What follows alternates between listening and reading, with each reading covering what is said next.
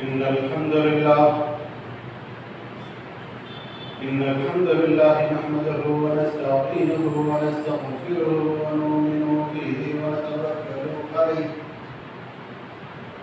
ونعوذ بالله من شرور أنفسنا ومن سيئات أعمالنا من يهده الله فلا مضل له ومن يضلل فلا هادي له ونشهد أن لا إله إلا الله وحده لا شريك له ونشهد أن محمدا عبده ورسوله أما بعد فإن خير الحديث كتاب الله وخير الهدي هدي محمد صلى الله عليه وسلم وشر الأمور محدثاتها وكل محدثة بدعة وكل بدعة ضلالة وكل ضلالة في النار. أعوذ بالله السميع العليم من الشيطان الرجيم. بسم الله الرحمن الرحيم. ومن الناس من يشري نفسه ابتغاء مرضات الله والله رؤوف بالعباد. رب اشرح لي صدري ويسر لي أمري واحلل عقدة من لساني يفقهوا قولي. ربي زدني علما سبحانك لا علم لنا إلا ما علمتنا إنك أنت العليم الحكيم. ربي يسر ولا تعسر وتمم بالخير. సర్వస్తోత్రములు పొగడ్తలు ప్రశంసలు సకల లోకాలను సృష్టించినటువంటి సృష్టికర్త పాలకుడు పోషకుడు యజమాని సర్వ మానవాళి సృష్టికర్త అయిన అల్లాహ్కు మాత్రమే శోభిస్తాయి. ఆ అల్లాహ్ మానవాళి సన్మార్గం కోసం యావత్తు భూమిలో వివిధ కాలాల్లో వివిధ సందర్భాల్లో వివిధ భాషల్లో అనేక మంది ప్రవక్తల్ని పంపింపజేశాడు. అలా వచ్చిన ప్రతి ప్రవక్త ఆనాటి సమాజం వారికి, ఓ ప్రజలారా, మన ఆరాధ్యుడైన అల్లాహ్ ఒక్కడు మాత్రమే మన సృష్టికర్త, అల్లాహ్ ఒక్కడే, ఆయన్ని ఆరాధించండి అనే సందేశం ఇచ్చారు. అలా వచ్చిన మహానీయ ప్రవక్తలందరిపై అల్లాహ్ యొక్క శుభాలు కారుణ్యాలు వశించుగాక. మరి ముఖ్యంగా చిట్ట చివరి ప్రవక్త, మానవాళి మహోపకారి, సర్వ మానవాళి ప్రవక్త, బానిసత్వం నుండి స్వతంత్రంగా చేసినటువంటి మహానీయుడు, అజ్ఞానం నుండి జ్ఞానవంతులుగా చేసినటువంటి మహాజ్ఞాని, అంధకారంలో ఉన్న వారికి దారి చూపించినటువంటి మహా మేధావి మహానీయ ముహమ్మద్ ముస్తఫా సల్లల్లాహు అలైహి వసల్లం వారిపై అల్లాహ్ యొక్క శాంతి కారుణ్యాలు దరుదులు సలాములు కురియుగాక. అల్లాహుమ్మా సల్లి అలా ముహమ్మదిన్ బారిక్ వసల్లిం. సహోదర మహాశయులారా, నా యొక్క ప్రసంగాన్ని వింటున్నటువంటి గ్రామ ప్రజల, ఈరోజు కొన్ని చారిత్రాత్మక వాస్తవాలు తెలుసుకోవాల్సిన అవసరం ఉంది. దేశ భాషలందు తెలుగు లెస్స. దేశ భాషల్లో అత్యున్నతమైనటువంటి ఒక భాష, మన పూర్వకాలం నుండే మన పెద్దలు మాట్లాడుతున్నటువంటి భాష, పురాతనమైనటువంటి భాష తెలుగులో ఈరోజు ప్రసంగం చేయడానికి కారణం ఏంటంటే, మనం మర్చిపోతున్నాము. మన పరిస్థితి రెంటికి చెడిన రేపటి కాకూడదు. మన భాషను మనం కాపాడుకుంటూనే, అంటే మన మాతృభాష ఉర్దూను మనం కాపాడుకుంటూనే మన ద్వితీయ భాష, అది కూడా మన మాతృభాషే. ఎందుకంటే మనం పుట్టి బుద్ధెరిగినప్పటి నుంచి ఆ భాషలో కూడా అవినాభ భావ సంబంధం మనకు ఉంది. మన ఇల్లు పొరుగు, మన బంధువులు, మన చుట్టాలు, మనకు తెలిసిన వారు, మన ప్రజలందరూ కూడా ఆ ద్వితీయ భాషలోనే మాట్లాడేవారు. కాబట్టి ఆ భాష యొక్క ప్రాధాన్యత కూడా మనకు అవసరం ఉంది. భాషలన్నీ కూడా అల్లాహ్ సృష్టించినవే. ఆ అల్లాహ్ యొక్క నిదర్శనాన్ని కూడా మనం కొన్ని సందర్భాల్లో గుర్తు చేసుకోవాలి. అదేవిధంగా మనం ఏ భాషలో ఎక్కువ ప్రజలతో మమేకమై ఉంటామో ఆ భాషలో కొన్ని మధుర స్మృతులను గుర్తు చేసుకోవడం అనేది మైమర్చిపోకుండా ఉండడం కోసం కొన్ని సందర్భాల్లో మనం ఇలా భాషను కూడా మార్చుకోవాల్సిన అవసరం ఉంది. అందుకే ఈరోజు నేను మీ ముందు దేశ భాషలందు తెలుగు లెస్స లాంటి ఈ అద్భుతమైనటువంటి తెలుగు భాషలో ప్రసంగం చేయబోతున్నాను. కాస్త సమయం ఎక్కువైనా పర్వాలేదు, కొన్ని నిమిషాలు దయచేసి స్థానం వహించండి. మరి ముఖ్యంగా నేను చెప్పదలుచుకుంది ఏమిటంటే, జుమా ఒక ఆరాధన, జుమా ఒక ప్రార్థన, దీన్ని ఒక ఆరాధనగా భావించాలి. కాబట్టి మహానీయ ప్రవక్త సల్లల్లాహు అలైహి వసల్లం వారి ప్రవచనాల వెలుతురులో చూసుకున్నట్లయితే, ఎవరైతే జుమా ఖుతుబా కంటే ముందు, అంటే ప్రసంగికుడు ప్రసంగాన్ని ప్రారంభించడానికంటే ముందు మస్జిద్లో అడుగు పెడతారో వారు జుమా యొక్క పుణ్యాన్ని పొందుతారు అని చెప్పారు ప్రవక్త సల్లల్లాహు అలైహి వసల్లం వారు. జుమా యొక్క ఘనతను పొందుతారని చెప్పారు. అంతేకాకుండా దైవదూతలు ఎవరైతే మస్జిద్ యొక్క ద్వారం వద్ద తమ యొక్క పేర్లను నమోదు చేసుకుంటారో, అంటే జుమా మస్జిద్ కోసం వచ్చేటువంటి ఆ భక్తుల పేర్లను నమోదు చేసుకుంటారో, వారంతా కూడా అజాన్ అయిపోయిన తర్వాత మస్జిద్కు వచ్చి కూర్చుంటారు. ఎవరైతే అజాన్ తర్వాత వస్తారో భక్తులు, వారి పేర్లు ఆ దైవ దూతల రిజిస్టర్లో నమోదు చేయబడవు. కాబట్టి మనం మహా గొప్ప పుణ్యాలను కోల్పోయే ప్రమాదం ఉంది. కాబట్టి గమనించండి, ఎప్పుడే కానీ అజాన్ కంటే ముందే మస్జిద్లోకి అడుగు పెట్టడం, అజాన్ కంటే ముందే మస్జిద్లోకి రావాలి. దీన్ని గమనించండి. మహానీయ ప్రవక్త సల్లల్లాహు అలైహి వసల్లం వారు సర్వ మానవాళి కోసం వచ్చినటువంటి ప్రవక్త. ఆయన ఏ సందేశం తీసుకొచ్చాడు? ఖుల్, ఓ ప్రజలారా చెప్పండి. ఏమని చెప్పండి? ఇన్నని, నిశ్చయంగా మన అందరి యొక్క ప్రభువు అల్లాహ్ మాత్రమే. ఏమని చెప్పాడు ఆ మహానీయ ప్రవక్త? ప్రజలందరికీ పిలిపిస్తున్నాడు. ఖుల్ యా అయ్యుహన్నాస్ తుఫ్లిహు, ఓ ప్రజలారా మీరు సాఫల్యం పొందుతారు. ఏమని, ఎప్పుడు పొందుతారు? లా ఇలాహా ఇల్లల్లాహ్ అని చదవండి. సర్వ మానవాళి సృష్టికర్త, పాలకుడు, పోషకుడు, యజమాని అయినటువంటి అల్లాహ్ ఒక్కడు తప్ప మరెవ్వరు కూడా ఆరాధ్య దైవం లేరు అని చదవండి. బానిసత్వ శృంఖలాల నుండి స్వతంత్రం పొందడం కోసం ఈ వచనం కూడా మీలో ఉత్తేజం చేస్తుంది అని మహా అద్భుతమైనటువంటి వచనాన్ని బోధించినటువంటి మహాప్రవక్త ముహమ్మద్ సల్లల్లాహు అలైహి వసల్లం. వాస్తవంగా చరిత్రను కనుక గమనించి చూసినట్లయితే ప్రవక్త సల్లల్లాహు అలైహి వసల్లం వారి కాలంలో బానిసత్వ శృంఖలాలలో ఎవరైతే ఉన్నారో, స్వతంత్రం లేకుండా ఎవరైతే ఉన్నారో, వారందరినీ కూడా స్వతంత్రంలోకి తీసుకొచ్చినటువంటి మహా గొప్ప నినాదం లా ఇలాహా ఇల్లల్లాహ్. సహోదర మహాశివులారా, ఈరోజు నేను మీ ముందు స్వతంత్రం గురించి, స్వతంత్ర ఉద్యమంలో పాల్గొన్న మహానీయుల గురించి చర్చించబోతున్నాను. వాస్తవంగా స్వతంత్రం ఏమిటి? స్వతంత్రం ప్రతి వ్యక్తికి తనకు నచ్చిన, తనకు మెచ్చిన, తనకు ఇష్టమైన రీతిలో తను ఉండే విధంగా, అది అతని వస్త్రధారణే కానీ, అది అతని వేషధారణే కానీ, అది అతని వ్యవహారిక శైలే కానీ, అది అతని భాష మరియు అన్న పానీయాల విధానమే కానీ, ప్రతి ఒక్కటి కూడా తనకు నచ్చిన విధంగా తినడం, త్రాగడం, నేర్చుకోవడం, చదవడం, జీవించడం, ఇది ప్రతి వ్యక్తి యొక్క జన్మ హక్కు. దీన్ని హరించడం, దీన్ని తుంగలో తొక్కడం, దీన్ని కాదు అని అనడం, ఇదే బానిసత్వంలోకి నెట్టివేయడం. మన భారతదేశంలో గత 75 సంవత్సరాలకు పూర్వం ప్రజలు దాదాపు 200 సంవత్సరాల వరకు బానిసత్వ శృంఖలాలుగా జీవించున్నారు. అంతకంటే ముందు ప్రజలు చాలా అద్భుతమైనటువంటి స్వతంత్ర స్వేచ్ఛావకాశాలు తీసుకునేటువంటి వారు. ఎందుకంటే చాలా మంది అతి త్వరలో మనం గొప్ప దినోత్సవాన్ని, స్వతంత్ర దినోత్సవాన్ని ఆగస్టు 15వ తేదీ జరుపుకోబోతున్నాం. విద్యార్థులు, చదువులు ఎవరైతే ఉన్నారో వారికి తెలుసు, మన దేశాన్ని ఆంగ్లేయులు 1947 కంటే ముందు పరిపాలించేవారు. వారు మన దేశాన్ని వదిలి వెళ్ళిపోయిన రోజు 47 ఆగస్టు 15 కాబట్టి ఆ రోజు స్వేచ్ఛగా, స్వతంత్రంగా మనం మన దేశాన్ని పరిపాలించుకోవడం ప్రారంభించాము. మన దేశానికి మనమే పరిపాలన చేసుకొని మన దేశానికి నాయకుని మనమే ఎన్నుకున్నాము. మొట్టమొదటి నాయకుడు స్వతంత్ర భారతదేశానికి పండిట్ జవహర్లాల్ నెహ్రూని ప్రధానమంత్రిగా ఎన్నుకున్నాము. అదేవిధంగా డాక్టర్ బాబు రాజేంద్ర ప్రసాద్ గారిని రాష్ట్రపతిగా ఎన్నుకున్నాము. వారి యొక్క సారథ్యంలో మన దేశం స్వేచ్ఛ, స్వతంత్ర గాలులు వీస్తూ ప్రజలందరూ సమానత్వం అనేటువంటి ఒక సందేశాన్ని ప్రజలకు అందించడం కూడా జరిగింది. కానీ సమయం గడుస్తున్న కొద్దీ చరిత్ర తారుమారైపోతుంది. మరి ముఖ్యంగా ముస్లింలు తెలుసుకోవాల్సిన విషయం ఏమిటంటే, మన చరిత్ర అనేది మొత్తం కూడా కనుమరుగైపోయింది. మన ఉనికికే ప్రమాదం వచ్చేటువంటి పరిస్థితి ఏర్పడింది. ఈ రోజు మన ఉనికికి కూడా ప్రమాదం ఉంది. ఆ ఉనికి ఏంటి?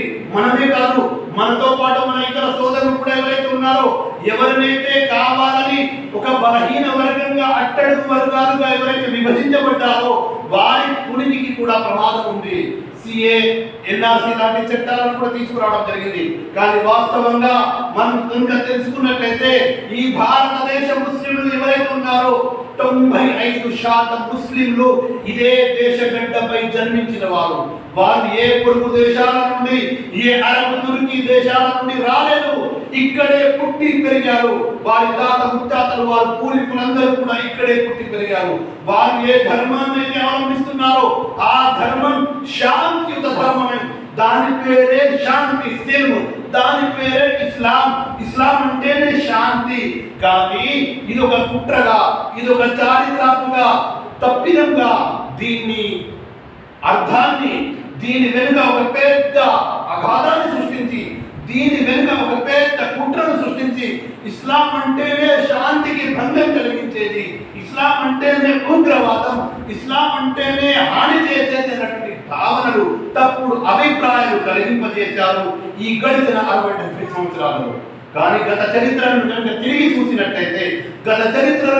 చూసినట్టయితే ఇస్లాంను అవలంబించినటువంటి ముస్లింలు ఈ దేశంలో ఎంతటి స్వేచ్ఛ స్వతంత్రాలతో, ఎంతటి ప్రేమ అభిమానాలతో ఇతరులతో కలిసిమెలిసి జీవించారు అంటే ఇతరులు స్వయంగా సాక్ష్యం తెలుపుతున్నారు. వారి సాక్ష్యాల ఉదాహరణ కొన్నిటిని మీరు చూడబోతారు, వినబోతారు మరికొన్ని సందర్భాలు. సోదర మహాశయులారా, మీకు తెలుసు, చాలా మంది కూడా అనుకుంటారు ఈ దేశాన్ని ముస్లింలు 1000 సంవత్సరాలు పరిపాలించారు. వాస్తవంగా ముస్లింలు వివిధ ప్రాంతాలను కనుక కలుపుకొని చూసినట్లయితే చరిత్రలన్నింటినీ కూడా ముస్లింలు దాదాపు 1000 సంవత్సరాలు పరిపాలించారు ఈ దేశంలో. ఈ దేశాన్ని 1000 సంవత్సరాల పరిపాలనలో ముస్లింలు ఎక్కడ కూడా ముస్లింలకు పరిపాలనకు వ్యతిరేకంగా, ముస్లింల యొక్క ఆధిపత్యానికి వ్యతిరేకంగా ముస్లింలు ఎవరైతే ఉన్నారో, ముస్లింలు కాని వారు ఎవరైతే ఉన్నారో ఎవరు కూడా ఎలాంటి ఉద్యమాన్ని లేవనీయలేదు. ముస్లింల పరిపాలనకు వ్యతిరేకంగా, ముస్లింల యొక్క ఆధిపత్యానికి వ్యతిరేకంగా ముస్లింలు కాని వారు ఎవరు కూడా ఎలాంటి ఉద్యమాలు, ఎలాంటి మూమెంట్స్ చేయలేదు. ఎందుకు చేయలేదంటే ముస్లింలు ఆ రకంగా పరిపాలన చేశారు కాబట్టి. ముస్లింలు ఆ ప్రజలందరినీ కూడా ఆ దైవ వాక్యాన్ని దృష్టిలో పెట్టుకున్నారు. ఏ దైవ వాక్యం?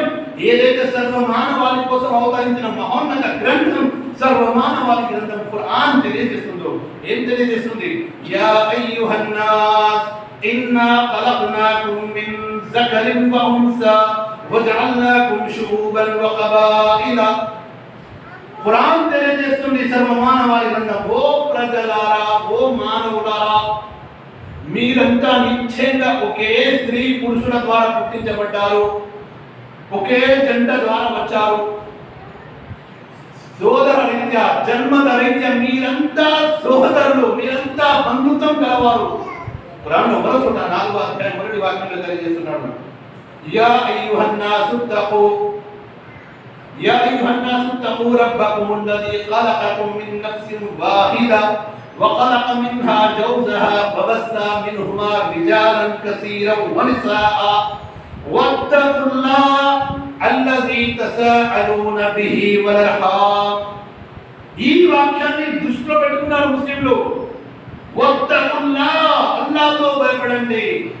అల్లజీ తసఅలూన బిహి వల్అర్హాం, బంధుత్వ సంబంధాలను, ప్రేమ అభిమానాలను తెంచకండి. అందుకే 1000 సంవత్సరాల ముస్లింల పరిపాలన కాలంలో ఏ ముస్లిం కూడా ఇతరులతో పోట్లాడడమే కానీ, గొడవకు దిగడమే కానీ, అతన్ని అసహించుకోవడమే కానీ, అతడు నివసిస్తున్నటువంటి ప్రాంతం నుండి అతన్ని వెళ్ళగొట్టడమే కానీ జరగలేదు. అల్ప సంఖ్యలో ఉన్నప్పటికీ, ఆధిపత్యంలో ఉన్నప్పటికీ ముస్లింలు ప్రేమాభిమానాలతో శాంతియుతంగా సహజీవనం చేస్తున్నారు ఇతర సోదరులతో కలిసి. అదేవిధంగా అంతేకాదు, ఈ దేశం ముస్లింలు రాకముందు దాదాపు కొన్ని వందల సామ్రాజ్యాలుగా, సామంత రాజ్యాలుగా విభజించబడి పరిపాలిస్తున్నారు ప్రజలు. రాజుల యొక్క ఆధిపత్యం మీరు చరిత్రను కనుక గమనించినట్లయితే మన యొక్క దేశ చరిత్రను, మన రాష్ట్ర తెలుగు రాష్ట్రాల చరిత్రను గమనించినట్లయితే మనకు ఈ విషయం స్పష్టంగా కనిపిస్తుంది. శాతవాహనులు కానీ, చోళులు కానీ, శాలివాహనీయులు కానీ, విక్రమాదిత్యులు కానీ, అశోక చక్రవర్తుడే కానీ, పృథ్వీరాజే కానీ, ఇక దక్షిణ భారతదేశంలోని వివిధ రాష్ట్రాల్లోని అక్కడి యొక్క సామంత రాజులే కానీ, ఉత్తర భారతదేశంలోని వివిధ ప్రాంతాల రాజులే కానీ, ఇలా సామంత రాజ్యాలు దాదాపు 100కు పైగా, దాదాపు 500 సామ్రాజ్యాలు. కానీ ముస్లింలు చేసిన మేలు ఏమిటంటే అందరినీ ఒకే తాటిపై తీసుకొచ్చి కశ్మీర్ నుండి కన్యాకుమారి వరకు కాదు, శ్రీలంక నుండి కాబూల్ వరకు, నేపాల్ నుండి బర్మా వరకు, ఇంకా చుట్టూన ఏవైతే దేశాలు ఉన్నాయో మన భారతదేశ పటాన్ని చూసుకున్నట్లయితే వాస్తవంగా ఈరోజు మనకు కావాల్సిన ఈ ప్రసంగం, నేను ఏదైతే అంశాన్ని ఎన్నుకున్నానో అది మహాసముద్రం అంశం. నాకున్నటువంటి సమయం అనేది ఒక కొన్ని చుక్కల మాదిరిగా సమయం అనేది అంతే, ఎందుకంటే సుమా సమయం అంతే ఉంటుంది. కానీ నేను ఎన్నుకున్న అంశం సముద్రం లాంటిది. అయితే నేను చెప్పాల్సిన అతి ముఖ్యమైన విషయం ఏమిటంటే సహోదరులారా, ఈ దేశాన్ని ముస్లింలు చాలా అద్భుతంగా పరిపాలిస్తున్నారు. అలాంటి తరుణంలో ఈ దేశ యొక్క పరిపాలన ఎంత బ్రహ్మాండంగా ఉంది. పరిపాలకులు ఎవరు కూడా సొంత ఆస్తులు ప్రభుత్వాల నుండి కూడా పెట్టారు. ప్రభుత్వం యొక్క ఆస్తులను తమ సొంత ఖజానాలో జమ చేసుకోలేదు ఏ పరిపాలకులు కూడా. ఏ పరిపాలకులు కూడా చారిత్రాత్మక వాస్తవాలు మీరంతా కూడా ఒకవేళ మా కోసం ఒకరోజు సమయం ఇచ్చినట్లయితే ఉదయం నుంచి సాయంత్రం వరకు కేవలం చరిత్రనే చెప్పగలుగుతాను విషయాలు. అందులో ముస్లింలు ఈ దేశానికి చేసిన మేలు, ముస్లింలు ఈ దేశం పట్ల ప్రకటించే అభిమానం, ముస్లింలు అర్పించినటువంటి ప్రాణ త్యాగాలు, ముస్లింలు చేస్తున్న త్యాగాలు, ముస్లింలు చేసిన త్యాగాలు, ముస్లింల యొక్క భవిష్యత్తు ఏమిటో మీకు చాలా చక్కగా చెప్పగలుగుతాను. అయితే విషయం ఏంటంటే ఈరోజు మా ముస్లింల పరిస్థితి ఎందుకు అయిపోయిందంటే కేవలం కొన్ని రివాజుల పరంగా స్థిరపడిపోయావు. వారి యొక్క గతమేంటో వారికి తెలియదు, వారి భవిష్యత్తు కూడా అంధకారంగా కనబడుతుంది. కానీ వారు ప్రస్తుతంలోనే చాలా ఆనంద విహారాలు తెలియాడుతున్నారు. ప్రస్తుతం టెక్నాలజీ మాయలో పడిపోయి, ప్రాపంచిక మాయలో పడిపోయి, గతాన్ని మరిచిపోయి, భవిష్యత్తు పట్ల ఆలోచన ఆచరణ లేక వారు ప్రస్తుత కాలంలో ఆనంద విహారాల్లో మునిగి తేలుతున్నారు. ఎవరైతే తమ గతాన్ని మర్చిపోతారో, ఎవరికైతే తమ భవిష్యత్తు పట్ల ఒక ప్రత్యేకమైన ప్రణాళిక ఉండదో వారు చరిత్రలో నామ రూపాలు లేకుండా పోతారు. ఇది జరిగిన సత్యం. ఏ జాతినైనా అంతమొందించాలి అంటే ఆ జాతి యొక్క శత్రువులు, ఆ జాతికి ఉండబడేటువంటి శత్రువులు ఎన్నుకున్న 2 ప్రధాన అంశాలు ఏమిటో తెలుసా? ఆ జాతిని విద్య నుండి దూరం చేయడం, ఆ జాతిని विद्या నుండి दूरम చేయడం. अगर किसी को तेलुगु में समझ में नहीं आ रहा तो बैठिए, जुमा के बाद फिर उर्दू में बताऊंगा. ఏ జాతినైనా అంతము చేయడానికి ఆ జాతి యొక్క శత్రువులు ఎన్నుకున్న 2 ప్రధాన అంశాలు. ఒకటి ఆ జాతిని విద్య నుండి దూరం చేయడం, రెండోది ఆ జాతి యొక్క చరిత్ర, గత చరిత్రను మార్చడం. ముస్లింల పట్ల జరిగిన విషయం ఇది. ఇస్లాం ప్రారంభమవుతుంది ఇఖ్రా బిస్మి రబ్బికల్లదీ ఖలక్తో, చదవండి సృష్టించిన మీ ప్రభు పేరుతో. విద్య గురించి అధిక స్థానాలు ప్రసాదించి విద్య యొక్క ప్రాముఖ్యత కోసం ఇస్లాం తెలియజేసి ప్రపంచంలో ఎవరైనా ఏదైనా ఆర్జించాలి అంటే, ఎక్కువ ఆశపడాలంటే రబ్బీ జిద్ని ఇల్మా అని మాత్రమే అర్థించాలి తప్ప మిగతా అన్ని వ్యవహారాల్లో మితంగానే ఉండాలి. మిగతా అన్ని వ్యవహారాల్లో మితంగానే ఉండాలి, కానీ విద్యా వ్యవహారాలు అమితంగా ఆర్జించాలి అని చెప్పిన ఇస్లాం యొక్క ముస్లింల పరిస్థితి సచార్ కమిటీ రిపోర్ట్ చెబుతుంది. దళితుల కంటే, హరిజనుల కంటే, మరియు అనగబడిన వర్గాల వారి కంటే కూడా వెనుకబడి ఉన్నారు ముస్లింలు. వారి యొక్క ఆర్థిక పరిస్థితి రోజు 25 రూపాయల నుంచి రోజు 40-60 రూపాయల కూలి వరకు వచ్చేసింది ముస్లింల పరిస్థితి. ముస్లింల పరిస్థితి ఏమిటి? టైర్ పంక్చర్ షాపులు, పండ్ల షాపులు, బండ్లు తోపుడు బండ్ల వ్యవహారాలు, కిరాణా షాపుల్లో కూలీలుగా పనిచేయడం, హమాలీగా పనిచేయడం, మెకానికల్గా పనిచేయడం, ఇది ముస్లింల పరిస్థితి. ఏ ముస్లింలైతే పాలకులుగా వ్యవహరించారు, ఏ ముస్లింలైతే యావత్తు సమాజంలో నేడు కనబడుతున్నటువంటి ఆవిష్కరణలకు ఆరాధ్యులుగా ఉన్నారు, సమాజంలో కనబడుతున్న ఆవిష్కరణలు ఏవైతే ఉన్నాయో, సైన్స్ డెవలప్ ఏదైతే ఉందో, వీటన్నిటికీ ఆచులు ముస్లింలు. కానీ ఈ రోజు ముస్లింల పరిస్థితి ఏంటి? కారణం ఏంటంటే విద్యకు దూరం అయిపోయారు, చరిత్రను మర్చిపోయారు. అక్కడే పెరుగుతున్నటువంటి ఇస్లామిక ప్రాధాన్యాన్ని, పెరుగుతున్నటువంటి ముస్లింల ప్రాధాన్యాన్ని జీర్ణించుకోలేని కొంతమంది పన్నిన కుట్ర కూడా అక్కడ వారికి ఏంటంటే ముస్లింల చరిత్రను తారుమారు చేసి పడేశారు. ఆ తారుమారు వ్యవహారంలో ఈ దేశంలో ముస్లింలు శాంతియుతంగా పరిపాలిస్తున్న తరుణంలో ఆంగ్లేయులు ఎవరైతే వ్యాపారం కోసం యూరప్ దేశాలు ఏవైతే ముస్లింలు చాలా అత్యున్నతమైన సంపదతో ఈ దేశంలో అధిక ధనిక దేశం, ప్రపంచ దేశాలన్నింటిలో కూడా స్వతంత్రానికంటే పూర్వం ముస్లింల పరిపాలన కాలంలో అత్యంత ధనిక దేశం భారతదేశం. అత్యంత ధనిక దేశం భారతదేశం. దీనికి చారిత్రాత్మకంగా చిన్న ఉదాహరణ, గడిచిన 5 సంవత్సరాల క్రితం గౌరవ ముఖ్యమంత్రి చంద్రశేఖర్ గారు కూడా అసెంబ్లీ సాక్షిగా ఈ విషయాన్ని చెప్పారు. ఏం చెప్పారు తెలుసా? స్వతంత్ర అనంతరం 64 లేక 67లో పొరుగు దేశంతో జరిగిన యుద్ధంలో ఈ దేశం యొక్క రాజు పదవి కోల్పోయినటువంటి నిజాం యొక్క రాజు, అతనికి పదవి లేదు, అతనికి అధికారం లేదు, కానీ అతని దగ్గర ఉన్న తన సొంత ఆస్తి ఏదైతే ఉందో 6 టన్నుల బంగారం పొరుగు దేశంతో యుద్ధం చేయడం కోసం భారతదేశ ఖజానాకు దానంగా ఇచ్చేశాడు. ఇది ముస్లింల పరిస్థితి ఒకప్పుడు. కానీ ముస్లింల నేటి పరిస్థితి ఏంటి?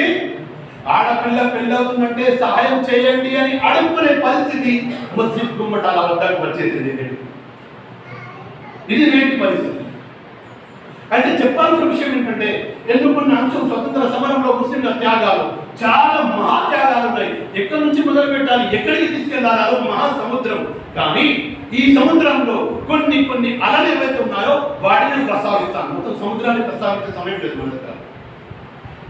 చాలా సందర్భంగా, చాలా శాంతియుతంగా, ప్రేమాయుక్తంగా కలిసిమెలిసి సాగుతున్నటువంటి ముస్లింల పరిపాలన, శాంతియుతంగా జీవిస్తున్న ప్రజల ఐక్యతకు బలంగా కలిగించేందుకు వ్యాపారం పేరుతో, వర్తకం పేరుతో పోర్చ్, డచ్, పోలాండ్, హాలండ్, యూరప్ దేశాలు, పోర్చుగల్ లాంటి దేశాలు సముద్రయానం ద్వారా చాలా మంది అనుకుంటారు మొట్టమొదటి సముద్ర నావికుడు. ఈరోజు ముస్లిం సోదరుల పరిస్థితి కూడా, జనరల్ నాలెడ్జ్ ఏదైతే ఉందో, కాంపిటేటివ్ ఎగ్జామ్స్ ఏవైతే రాస్తారో అందులో కూడా ముస్లింలు ఎవరు లేరండి. అందులో కూడా ముస్లింస్ లేరు. చదువులో తెలియదు, అసలైన నాలెడ్జ్ ముస్లింల దగ్గర లేదు. చాలా మంది అనుకుంటారు వాస్కో డిగామా సముద్రయానాన్ని మొదలు పెట్టాడు భారతదేశానికి. తప్పు ఇది. భారతదేశానికి సముద్రయాన మార్గాన్ని, సముద్ర మార్గాన్ని నౌకల ద్వారా కనుగొన్న వారు అరబ్ దేశస్తులు. ఇది చరిత్ర సాక్ష్యం ఇస్తుంది.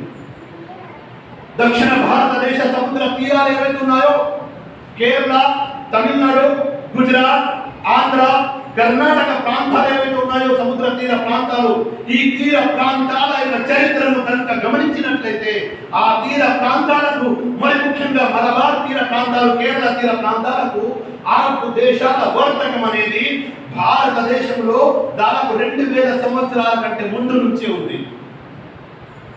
అరబ్ దేశాలతో వర్తక సంబంధాలు 2000 సంవత్సరాలకు ముందు నుంచే ఉన్నాయి. ముస్లింలు వచ్చారు ప్రప్రథమంగా. చాలా మంది అనుకుంటారు ముస్లింలు మొన్న వచ్చారు, ముస్లింల స్థానం ఎక్కడిది, ముస్లింలు ఫలానా బాబా తీసుకొచ్చాడు, ఫలాని వ్యక్తి దాడి చేసి వచ్చాడు. ఇది శుద్ధ అబద్ధం. చరిత్రలో మార్చబడినటువంటి ఒక అసత్యం. ఇది చరిత్రలో చొప్పించబడిన అసత్యం. ప్రవక్త గారి కాలంలోనే, మహానీయ మహమ్మద్ ప్రవక్త గారి కాలంలోనే భారతదేశంలో ఇస్లాం వచ్చింది. ఇంకా ఎక్కువ చెప్పుకోవాలంటే మొట్టమొదటి ముస్లిం ఆదం అలైహిస్సలాం భారతదేశంలో జన్మించారు. అబ్దుల్లా ఇబ్న్ అబ్బాస్ గారి ఉల్లేఖనం ప్రకారం చూసుకున్నట్లయితే ఆదం అలైహిస్సలాం గారు శ్రీలంకలో జన్మించారు. శ్రీలంక అప్పుడు భారత్తో కలిసి ఉంది.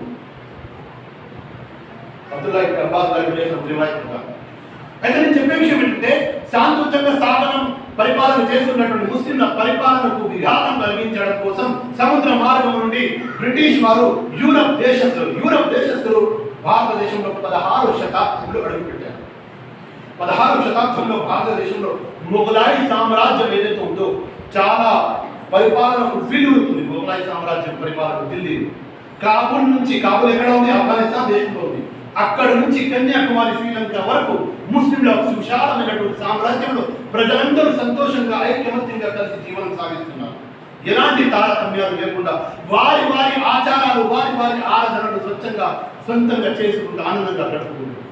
అలాంటి తరంలో బ్రిటిష్ వారు వచ్చి వర్తకం పేరుతో రాజుల వద్దకు కొంతమంది డబ్బుకు అమ్ముడు పోయేటువంటి దొంగ మంత్రుల యొక్క సహకారంతో ఆకారంలో ఆ మంత్రుల యొక్క ద్వారా బహుమతులు, కానుకలు, కట్నాలు రాజులకు సమర్పించుకుంటూ వారి యొక్క వినతులు, వారి యొక్క దరఖాస్తులు పెట్టేవారు. మేము ఫలాని దేశం నుంచి వచ్చాము, మీ దేశంలో చాలా బ్రహ్మాండమైన సంపద ఉంది, ఇక్కడ నుంచి మేము కొంటాము, ఇక్కడ అమ్ముతాము, ఇక్కడ తీసుకెళ్తాము, మీకు కావలసినటువంటి మా దేశంలో ఉన్న టెక్నాలజీ సౌకర్యాలు ఏవైతే ఉన్నాయో వాటిని ఇక్కడ కూడా కలగజేస్తాము అనేటువంటి కొన్ని భ్రమలు కలిగించి కొన్ని కానుకలు సమర్పించి ఈ దేశంలో రోడ్డు మార్గాలు వేయడం, రైలు మార్గాన్ని వేయడం, ఆసుపత్రులు కట్టించడం ఇలాంటి పనులు చేశారు.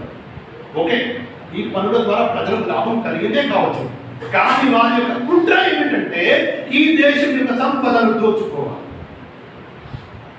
ఈ దేశాన్ని పరిపాలించాలి, ఈ దేశంలో స్వతంత్రంగా పరిపాలిస్తున్న పరిపాలకులను బానిసలుగా మార్చాలి. ఇది వారి సరైన కుట్ర. ఈ కుట్రలో భాగంగా వారు వ్యాపారం పేరుతో వచ్చారు. కానీ వ్యాపారం పేరుతో వివిధ దేశాలు వచ్చాయి. పోర్చు వాళ్ళు వచ్చారు, డచ్ వాళ్ళు వచ్చారు, హాలండ్ వాళ్ళు వచ్చారు. వీళ్ళందరూ కూడా బ్రిటిష్ వాళ్ళు రావడానికంటే ముందు వచ్చారు. మొదటి ఎలిజబెత్ రాణి లండన్ నగరంలో ఆమె బ్రిటిష్ ఇండియా కంపెనీ స్థాపించి 1600 సంవత్సరంలో ఒక వర్తక బృందాన్ని భారతదేశానికి పంపించడం జరిగింది. వాళ్ళు కూడా వాళ్ళ యొక్క వ్యాపారాన్ని అక్కడి యొక్క వివిధ ప్రాంతాల్లో కలకత్తా, బొంబాయి, గుజరాత్, కేరళ లాంటి ప్రాంతాల్లో అడుగుపెట్టి వాళ్ళ వ్యాపారాన్ని క్రమక్రమంగా అభివృద్ధి చేసుకోవడం మొదలుపెట్టారు. ఈ క్రమంలో రాజుల వద్దకు, ముస్లిం రాజులు ఎవరైతే ఉన్నారో ముస్లిం రాజుల వద్దకు వాళ్ళు కట్నాలు, కానుకలు, బహుమతులు సమర్పించుకొని వాళ్ళు దరఖాస్తులు పెట్టుకున్నారు, మాకు సౌకర్యాలు కలగజేయండి అని. ఇలాంటి తరుణంలో 1680 సంవత్సరంలో బ్రిటిష్ వాళ్ళకు మరియు ఇతర దేశాలు ఏవైతే యూరప్ దేశాలు వచ్చాయో వాళ్ళ మధ్య వర్తకం యొక్క ఆధిపత్య పోరు జరిగింది. వ్యాపారం ఆధిపత్య పోరు. వాళ్ళు అమ్మే వస్తువులు వీళ్ళు అమ్మడం, వీళ్ళు అమ్మే వస్తువులు వాళ్ళు అమ్మడం, వాళ్ళు ఏ ధరకు అమ్ముతారో వీళ్ళు అంతకంటే అధిక ధరకు అమ్మడం, కొన్ని సందర్భాలు వాళ్ళు అధిక ధర. ఈ యొక్క సంఘర్షణలో పరిస్థితి యుద్ధాలకు దారితీసింది. ఈ యొక్క సంఘర్షణలో వివిధ దేశాల యొక్క సంఘర్షణలో యుద్ధాలకు దారితీసింది. ఆ యుద్ధాల కోసం వారు వారి దేశాల నుంచి హాలండ్, డచ్, పోర్చుగల్, బ్రిటిష్ దేశాల నుండి వాళ్ళు చాలా శిక్షణ పొందినటువంటి సుభిక్షులైనటువంటి సైన్యాన్ని పిలిపించుకున్నారు. భారతదేశంలోని రాజుల వద్ద పనిచేస్తున్న వివిధ రకాల మంత్రులు, వివిధ రకాల హోదాలు ఉండబడేటువంటి వారు ఈ బ్రిటిష్ వారి యొక్క లంచాలకు ఆశపడి, బ్రిటిష్ వారు ఇస్తున్నటువంటి కానుకలకు ఆశపడి కొంతమంది సైన్యాన్ని కూడా దారి మళ్లించారు. ఇక్కడి సైన్యాన్ని. ఈ క్రమంలో సంఘర్షణలు, యుద్ధాలు జరిగాయి. ఆ యుద్ధాలు చరిత్రలో కాశీ యుద్ధమని, బాక్సర్ యుద్ధమని ఇలా మన చరిత్రలు కూడా వచ్చింది. ఎవరైనా చదువుకున్న వాళ్ళు ఉంటే, ఇంటర్ డిగ్రీ చదువుకున్న వాళ్ళు ఉంటే వాళ్ళు గుర్తుంటుంటాయి. ఈ యొక్క కుట్ర కుతంత్రాలన్నీ కూడా బెంగాల్ నగరంలో అడుగు పెట్టబడినటువంటి బ్రిటిష్ వారి యొక్క కుట్రను అక్కడి యొక్క నవాబ్ సిరాజుద్దౌలా 17వ శతాబ్దంలో ఆయన దీన్ని గమనించాడు. 1735 నుంచి 1757 వరకు ఆయన పరిపాలన కాలం. యువకుడు, యవ్వనుడు ఆయన దీని యొక్క కుట్రను గమనించాడు. ఎందుకంటే ఆయన వద్దకు ఆర్జీలు వచ్చాయి, దరఖాస్తులు వచ్చాయి, మా కోసం పెద్ద పెద్ద గిడ్డంగులు, పెద్ద పెద్ద గోడాన్ నిర్మించుకునే అనుమతి ఇవ్వండి, ఎందుకంటే మేము మా వ్యాపార సామాగ్రిని నిల్వ చేసుకుంటాం. కొంతమంది మంత్రుల యొక్క ప్రభావంతో ఆయన అనుమతి ఇచ్చాడు. కానీ మళ్ళీ ప్రయత్నం చేశారు. వాళ్ళ యొక్క అడుగులు పడకుండా వీరు ఎదుర్కొనే ప్రయత్నం చేశారు. కానీ ఇక్కడ కూడా టీపు సుల్తాన్ యొక్క సైన్యంలో కూడా హైదర్ అలీ చనిపోయిన తర్వాత, టీపు సుల్తాన్ పరిపాలనకు వచ్చిన తర్వాత మీర్ సాదిక్ అనేటువంటి ఒక మునాఫిక్ ఇక్కడే కూడా ఇల్లు కాలిందంటే ఇంటి యొక్క దీపంతోనే ఇల్లు కాలిందంటే ఇంటి యొక్క దీపంతోనే ముస్లింలకు నష్టం వచ్చింది అంటే ముస్లింలలో కొంతమంది మునాఫికులతోనే వచ్చింది. మీరు సాధిష్ ఆయన కూడా బ్రిటిష్ వాళ్ళకు అమ్ముడుపోయి టిప్పు సుల్తాన్తో 1799 మే 4వ తేదీన జరిగినటువంటి మైసూర్ యుద్ధంలో బ్రిటిష్ వారు వెనుక నుండి వెన్నుపోటు విడిచి టిప్పు సుల్తాన్ గారిని హతమార్చి టిప్పు సుల్తాన్ గారు షహీద్ అయిపోయిన తర్వాత వారి శవంపై కాలు పెడుతూ ఈ రోజు నుండి భారతదేశం మాది అని ఎలుగెత్తి చాటారు. సోదరులారా, నేను ఈ రెండు ఉదాహరణలు ఎందుకు ఇచ్చానంటే మనం చదువుతున్నాము మన చరిత్రలో స్వతంత్రం కోసం పోరాడింది ఎవరు అంటే ఇప్పుడు మనం చెప్పే సమాధానాలు మహాత్మా గాంధీ, జవహర్లాల్ నెహ్రూ, వల్లభాయ్ పటేల్, లేక ఒకటి రెండు గుర్తుకొస్తే అబుల్ కలాం ఆజాద్ లాంటి పేర్లు చెప్తారు. కానీ వాస్తవంగా ఈ దేశాన్ని పరిపాలించేది ముస్లింలు. ఎవరైనా ఉదాహరణ ఇస్తారండి, మీ ఇంట్లో దొంగలు పడ్డారు, మీ దొంగల్ని తరిమి కొట్టడం, మీ ఇంట్లో పడ్డ దొంగల్ని తరిమి కొట్టడం కోసం పక్కవాడు వచ్చి ముందు కొట్లాడతాడా, మీరు కొట్లాడతారా? ప్రతి వ్యక్తి చెప్తాడు, నా ఇంట్లో దొంగలు పడితే ముందు నేను కొట్లాడతాను, నేను అతన్ని ఎదుర్కొంటాను. అలాగే ముస్లింలు పరిపాలిస్తున్నటువంటి ఈ సమయంలో బ్రిటిష్ వాళ్ళు వచ్చారు, వాళ్ళని ఎదుర్కొనేందుకు ముందు ముస్లింలు అడుగు వేశారు. వారి యొక్క ధీరత్వాన్ని, వారి యొక్క ధైర్యాన్ని, బ్రిటిష్ వారి యొక్క కుట్రాన్ని గమనించినటువంటి మిగతా సోదరులు కూడా, ఇక్కడ సహజీవనం చేస్తున్నటువంటి సోదరులు కూడా ముస్లింలకు చేయుతను అందించి స్వతంత్ర పోరాటాన్ని విజయం సాధించడం కోసం 1947 వరకు నిర్విరామంగా పోరాటం చేశారు. వివిధ సందర్భాల్లో చరిత్రలో ఆ పోరాటాలు వివిధ అధ్యాయాలుగా లిఖించబడ్డాయి. వాస్తవంగా చెప్పాలంటే మనం చదువుకున్న చరిత్ర ఏదైతే ఉందో ఆ చరిత్రలో ఈ పేర్లు లేవండి. కొన్ని వందల పేర్లు నాకు గుర్తున్నాయి, నేను చదివాను. వాస్తవంగా చరిత్రలో చూసుకున్నట్లయితే చివరిగా చెప్పేది ఏంటంటే స్వతంత్రం వచ్చిన తర్వాత 1964లో బిహార్ పాట్నాలో జరుగుతున్నటువంటి ఒక బహిరంగ సభలు 47 నుంచి 67 వరకు 20 సంవత్సరాలు నిర్విరామంగా పండిట్ జవహర్లాల్ నెహ్రూ భారతదేశానికి. అలాంటప్పుడు మీరు ఒకసారి ఆలోచించండి, చరిత్ర చెప్తున్న సత్యం ఏమిటంటే సాదిష్పూర్ మొత్తం పండిట్ జవహర్లాల్ నెహ్రూ ఏమంటున్నారు, భారతీయుల త్యాగం బరువుగా ఉంటుందని చెప్తున్నారు. ఒకసారి ఆలోచించండి, యావత్ ఉద్యమంలో ఆంగ్లేయులకు వ్యతిరేకంగా ఉరికొయ్యకు ఎక్కించారు, అలుల సంఖ్య ఎంత ఉంటుందో ఆలోచించండి. అంతేకాదు బాబు రాజేంద్ర ప్రసాద్ లో జరిగిన బహిరంగ సభలో 56లో జరుగుతుంది. ఆ సభ ఆడియన్స్లలో ఒక వ్యక్తిని బాబు రాజేంద్ర ప్రసాద్ గారు గుర్తించారు. ఆ ఆడియన్స్ లో మొదటి వరుసలో ఆ వృద్ధుని స్టేజ్ మీదకి తీసుకొచ్చిన తర్వాత బాబు రాజేంద్ర ప్రసాద్ గారు ఆ వృద్ధుని పరిచయం చేస్తున్నారు.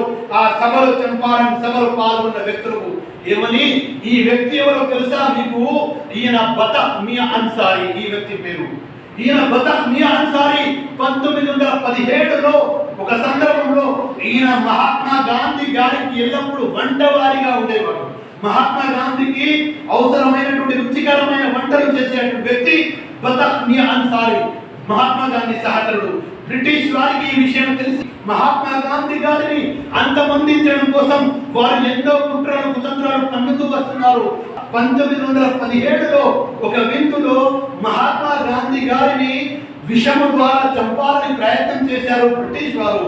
అది బతహ్ మియా అన్సారీ గారికి బెదిరించి ఆయనకు 50 లక్షలు ఇస్తామని ఎరచూపి, నీవు కనుక విషము పెట్టి ఆయనను చంపకున్నట్లయితే నీ కుటుంబం మొత్తాన్ని కూడా అంతమొందిస్తామనేటువంటి భయాందోళనను కలిగించి ఈ పనికి పూనుకున్నారు. ఆయన ఈ పని చేశాడు. కానీ మహాత్మా గాంధీ విందు భోజనానికి ఆరగించేందుకు వస్తున్నటువంటి సమయంలో తన యొక్క మాటల ద్వారా, కలయికల ద్వారా మహాత్మా గాంధీకి ఈ మెసేజ్ చేరవేశాడు. నేను నిర్బంధంలో చిక్కుకున్నాను, దయచేసి మీరు ఈరోజు ఆతిథ్యం స్వీకరించకండి, భోజనం చేయకండి, నేను నిర్బంధంలో చిక్కుకున్నాను అనే సందేశాన్ని పంపించాడు. మహాత్మా గాంధీ గారు విషయాన్ని భోజనం చేయకుండా బ్రతికిపోయారు. ఆ తర్వాత ఈ ఈ విషయాన్ని స్వయం సందర్భంలో ఆ విందులో పాల్గొనేందుకు మహాత్మా గాంధీ గారితో పాటు డాక్టర్ బాబా మౌలానా అబ్దుల్ కలాం ఆజాద్ ఇలాంటి అలాంటి వారందరినీ కూడా కాపాడినటువంటి మహానీయుడు బాబు రాజేంద్ర ప్రసాద్. ఆయన అంటున్నాడు, ఇలాంటి స్వతంత్ర సమర యోధుడికి 50 ఎకరాల భూమి ఉంది, ఎందుకంటే ఇతడు పేదవాడు అని చేశారు. 50 ఎకరాలు కాదు కదా, 50 గుంటలు కూడా వారి కుటుంబానికి ఈ రోజు కూడా లభించలేదు. చెప్పాల్సిన విషయం ఏంటంటే, ముస్లింలు ఈ దేశంలో చేసిన త్యాగాలు మహా సముద్రం లాంటివి, మహాగ్రంథాలు. మీకు తెలియజేయాలంటే సోదరుల సమయం ఇచ్చినట్లయితే ఇంకా చెప్తాను జమా తర్వాత. ఈ విషయం శోధనలు అనేవి బ్రిటిష్ వారి పత్రికల ద్వారా ఆ కాలంలో మన దేశంలో మహానీయులైనటువంటి బ్రాహ్మణ పండితుల ద్వారా ఈ సాక్ష్యాలన్నింటినీ కూడా సమకూర్చుకుంటూ చారిత్రాత్మక గ్రంథాలు రాసినటువంటి వాళ్ళు మహానీయులు చాలా మంది ఉన్నారు వివిధ భాషల్లో. కానీ ఒక తెలుగు భాష యొక్క గొప్పతనం ఏంటంటే, ఈ మధ్య కాలంలో గత 20 సంవత్సరాల నుండి తెలుగు భాషలో నిర్విరామంగా కేవలం భారతదేశంలో ముస్లింల యొక్క పోరాట స్వతంత్ర ఉద్యమంలో ముస్లింల పాత్ర, వాళ్ళ త్యాగాలు అనేటువంటి సబ్జెక్ట్ పై ఒక రచయిత, ఒక లాయర్, ఒక దినపత్రిక ఎడిటర్, ఆయన ఇప్పుడు 70 సంవత్సరాల వయసు అయినది. ఆయన గత 20 సంవత్సరాల నుంచి నిర్విరామంగా వివిధ ప్రాంతాలు, వివిధ దేశాలు, వివిధ రాష్ట్రాలు, వివిధ పట్టణాలు పర్యటిస్తూ స్వతంత్ర సమర యోధుల కుటుంబీకులను, వాళ్ళ యొక్క పూర్వీకులను, వాళ్ళ చరిత్రలన్నింటినీ కూడా తెలుసుకుంటూ చారిత్రక లైబ్రరీలు, వివిధ